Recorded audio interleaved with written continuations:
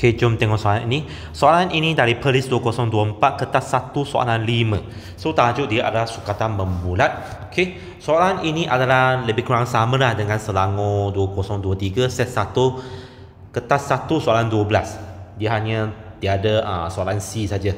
Yang lain semua samalah. Okey, so dia cakap ini adalah sebuah bulatan ABCD dan sektor bulatan EFG lah. Kedua-dua tu berpusat di G. Okay, so AG adalah 1.1 cm, panjang lengkok EF adalah 21 cm. So panjang lengkok ADC adalah 27 kali ganda lebih pendek daripada panjang lengkok EF.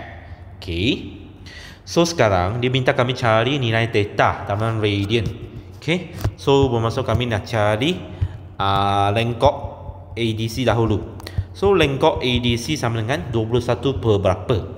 Per 28 bukan 27 sebab dia cakap 27 kali ganda lebih pendek.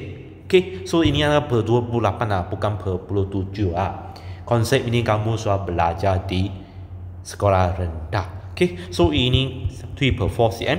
So 1.1 theta equal to 3 per 4. So theta equal to 15 per 22 rad. Okay, so question B, dia minta kami cari perimeter kawasan berorek. Okay, so kami nak cari jari EG dahulu. So katakan dia R lah. Okay, so katakan EG sama dengan R. So 15 per 222, R sama dengan 21. So R sama dengan 30.8. So kami nak cari AE.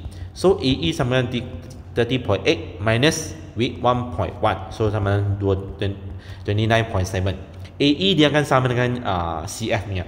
So sekarang perimeter berorek sama dengan 29 per 7 tambah 21 tambah lengkok AC 3 per 4. So jumlah 81.15 cm.